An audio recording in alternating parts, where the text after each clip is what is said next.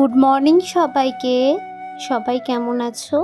একটা নতুন সকাল, সবাইকে অনেক শুভেচ্ছা জানিয়ে আজকের দিনটা শুরু করছি। সকালবেলা ঘুম থেকে উঠে গেছি, এখন বাজে ওই ধরে রাখো 6:45 মতো।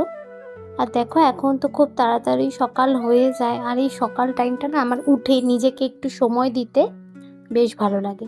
নিজেকে সময় দেওয়া মানেই ফ্রেশ হতে হতে একটু প্রকৃতির সৌন্দর্যটাকে নিজেকে দেখা।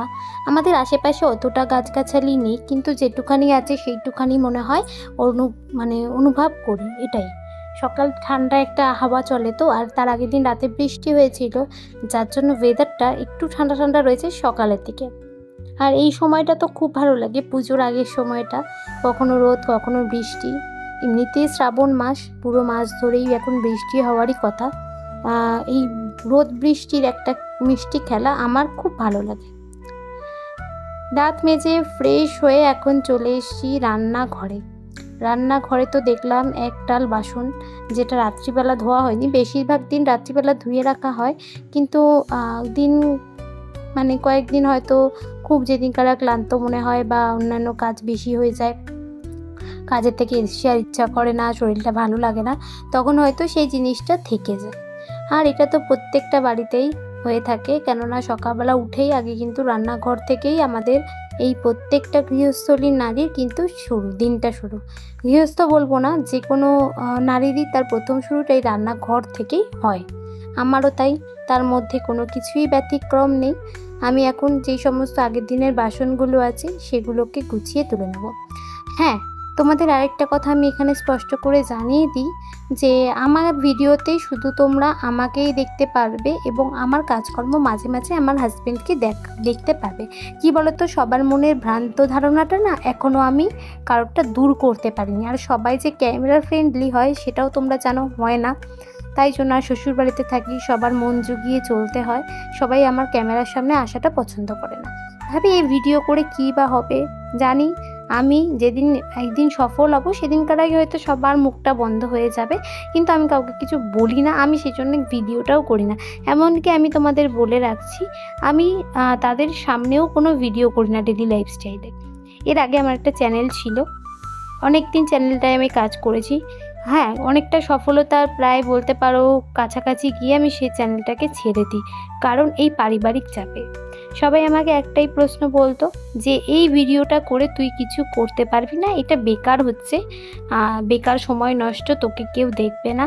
কিন্তু আমি তখন হাল ছাড়িনি। কিন্তু একটা সময় মানুষের এত কথা এত কিছু শুনে না, নিজের মন থেকে না ভিডিও করার ইচ্ছাটা চলে যেত। অনেক অশান্তির মধ্যে পড়তে হতো, যাই হোক, সেটা হয়তো অনেককেই পড়তে হয়, অনেককে সম্মুখীন হতে হয় সেই রকম অশান্তি। তো আমাকেও অশান্তির মধ্যে পড়তে হয়েছিল। আমি তারপরে সেই ভিডিওটা চ্যানেলটাকেই আমি ডিলিট করে দিই। সেই চ্যানেলটা আর ইউটিউবে এখন কেউ দেখতে পারবে না।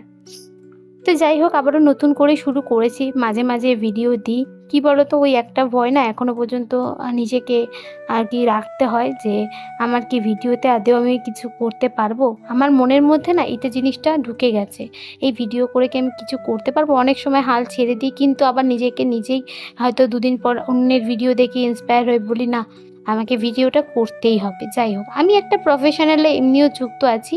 আমি যেহেতু নার্সিং করেছি, তো আমার নার্সিংয়ে আমার হলো প্রফেশন বলতে আমি একটা ক্লিনিকে ওপিডি বিভাগটাতে আমি সেখানে অ্যাসিস্ট করি নার্স হিসাবে। এছাড়াও ওখানে আমি রিসেপশনেও কাজ করি। তো আমার সেখানে একটা চাকরির জায়গা রয়েছে, সাথে আমি ভিডিওটাও করাটা পছন্দ করি। ভিডিওটা আমি করতে ভালোবাসি, কিন্তু মাঝে মাঝে আমার মনে পড়ে যায় সেই পুরনো কথাগুলি, তখন আর ভিডিও করে উঠতে পারি না। তখন নিজেকে নিজে অনেক দোষী মনে হয়। যখন আমি ভিডিও করি, ধরো অপোনেন্ট কেউ আমাকে দেখলো, সে অদ্ভুতভাবে আমার দৃষ্টিতে আমার দিকে তাকিয়ে রইলো, এই জিনিসটাও আমি ঠিক সহ্য করতে পারি না। এটা কি বলতো, এটা কিন্তু বাইরের মানুষ না, এটা কিন্তু বাড়িরই মানুষ। তো বাড়ির প্রত্যেকটা মানুষই যদি এরকমভাবে আমাকে সাপোর্ট না করে, তাহলে কিন্তু এগিয়ে যেতে পারবো না। তো তোমাদের সাপোর্ট তো অবশ্যই দরকার, আর বাড়ির লোকের তো সাপোর্ট পাই না, কিন্তু আমি এখন আশাও ছেড়ে দিয়েছি তাদের কাছ থেকে কোনো সাপোর্ট পাবো। আমি আমার নিজেকেই মনটাকেই শক্ত করে নিয়েছি যে আমি ভিডিও করব। হ্যাঁ, অবশ্যই আমি কিন্তু একটা চ্যালেঞ্জ নিয়েছি, আজ থেকেই সেই চ্যালেঞ্জটা নিয়েছি। আমি প্রত্যেক দিন একটা করে ভিডিও দেব, আর আমি তাদের দেখিয়ে দেবো যে আমিও ভিডিও করে ইনকাম করতে পারি। আমাকে এরকমও কথা শুনতে হয়েছে, হ্যাঁ লোকে তো ভিডিও করে এখন ওই তো কাজকর্ম দেখিয়ে ইনকাম করছে, সবার পক্ষে সেটা সম্ভব না। আমাকে এরকমও কথা শুনতে হয়েছে। তারা আমার খুব কাছেরই লোক, ঠিক আছে, তারাই কিন্তু আমাকে বলেছে। তো আমি বাইরের লোকের দোষ কেন দেবো বলো, আমাকে তো নিজের লোকেরাই এরকম বলছে। আজকে তো অনেক কথাই বললাম, কথা বলতে বলতে দেখো অনেকটাই কাজ আমি এগিয়ে ফেলেছি। এখানে আমি সমস্ত রান্নাঘরে বাসনগুলো মেজে নিয়েছি। এবার গ্যাসটা আমি পুছিয়েই রেখেছিলাম রাত্রিবেলা, কিন্তু আবার সকালবেলা আরও একবার আমি ভিজে কাপড় দিয়ে গ্যাসটাকে মুছে নিচ্ছি। আমি যখন আগে রান্নাঘরে যখন আমি কাজ করতাম না বাইরে, তখন কিন্তু আমার রান্নাঘর এরকম থাকতো না। আমি রান্নাঘর খুব পরিপাটি করে রাখতেই পছন্দ করি। রান্নাঘরে বিভিন্ন জিনিস এক একটা জিনিস তোমরা বলতে পারো আমি কিন্তু তিল করে করেছি। যাই হোক, সব কিছু তো আর নিজের মতন করে হয় না, কিছুটা মানিয়ে নিতে হয়। সেরকমই আমি মানিয়ে নিয়েছি। এখন আর সেরকমভাবে রান্নাঘরের প্রতি আমার কোনো আর কি ইন্টারেস্ট নেই। তবে হ্যাঁ, ইচ্ছা আছে নিজের একদিন, যেদিনকার আমার স্বামী একটা, এটা তো অবশ্যই আমার স্বামীরই বাড়ি, কিন্তু আমার স্বামী নিজে আর আমি আমার স্বামী দুজন মিলে উপার্জন করে যখন একটি জায়গা করতে পারবো, আর সেই জায়গায় যখন আমরা নিজেদের ইচ্ছে মতন আর কি সব কিছু গুছিয়ে রাখতে পারবো, অবশ্যই সেদিন আমি আমার মনের মতন ইচ্ছে মতন করে রান্নাঘরটাকে সুন্দর করে গোছাবো।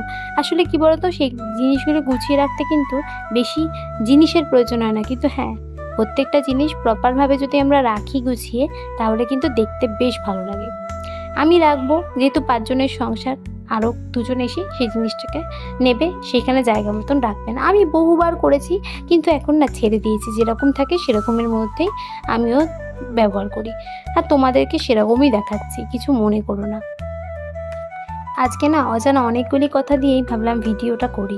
এই ভিডিওটা কিন্তু অনেকটা সাহস নিয়েই করেছি। দেখো আমি কিন্তু স্ট্যান্ডটা সবার সামনেই বার করেছি। এখন ভাবলাম না, আমাকে থেমে থাকলে হবে না, আমাকে করে দেখাতে হবে যে আমিও করতে পারি। যেই প্রশ্নটা আমাকে করেছিল, দেখে করা হয়েছিল যে হ্যাঁ ভিডিও করে কী বা হবে, এই প্রশ্নের আমি যথাযথ উত্তর দিতে চাই।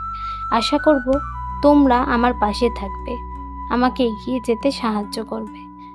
আজকের ভিডিওটাতে আমি আমার এইটুখানি কাজকর্মই দেখালাম। ডেলিতে আমার কি কি কাজ থাকে, আমার কিন্তু এর মাঝখানে রান্না, আমার বর যেহেতু বেরাবে, রান্না বান্না করা সমস্তটা হয়ে গেছে। আর আমি চেষ্টা করি ও বেরানোর আগে কিন্তু ঘর দোরগুলো মুছে ফেলা। তো দেখো আমি এখানে ঘরবাড়ি, এটা আমার ওপরে ডাইনিং প্যাসেজ, এটাকে আমি এখন মুছে নিচ্ছি। ডাইনিং প্যাসেজটাকেও আমি খুব সুন্দর করে সাজাতে চেয়েছিলাম, কিন্তু সেটা হয়ে ওঠেনি। আসলে সবাই চায়নি, আমি একা চাইলে তো হবে না, সবাইকেই চাইতে হবে, আর সবাইকে প্রপারভাবে জিনিসটাকে মেনটেন করতে হবে, তাহলেই নয় হবে। একজনের তো আমি ধরুন করে রাখলাম, আর সবাই যদি সেটাকে মেসে করে দেয়, সেটা তো হবে না, সেই জিনিসটা প্রপারভাবে থাকবে না। তো সবাইকেই মেনটেন করলে তাহলে জিনিসটা প্রপারভাবে থাকবে। আর এখানে আমার এই ওপরের যে ডাইনিং স্পেসটা, সেটাও কিন্তু আমার মোছা কমপ্লিট। তো তোমরা দেখে বুঝে নাও। আর আমার ভিডিওতে এখন তোমরা সারাদিন আমার ডেইলি লাইফস্টাইলের এরকম ছোটো ছোটো ব্লগ ভিডিও দেখতে পারবে, ঠিক আছে? সবাই আমার পাশে থাকবে। তোমাদের পাশে থাকলে আমি আরও ভিডিও বানাতে সক্ষম হব। আর দেখো এখন চলে এসেছি চা করতে, আমার বর উঠে গেছে, তো ও বেরাবে কাজে, সেই কারণে এখন চাটা করে নিচ্ছি। আগে আমি সমস্তটা রান্না করা, বাসন মাজার সমস্ত ভিডিও করতাম, কিন্তু এখন যেহেতু ওই একটা কথা আছে না, কথাটা লোকের কাছে শুনতে হয়, সেই কারণে আর করি না। তো এখানে চায়ের জন্য বসিয়ে দিয়েছি। তো আজকে ভিডিওটা এত পর্যন্ত। যদি কিছু ভালো লেগে থাকে অবশ্যই আমার চ্যানেলটাকে লাইক, কমেন্ট, শেয়ার এবং আমার চ্যানেলটাকে সাবস্ক্রাইব করতে একদম ভুলবে না। আমার পাশে থাকার জন্য সবাইকে অনেক ধন্যবাদ।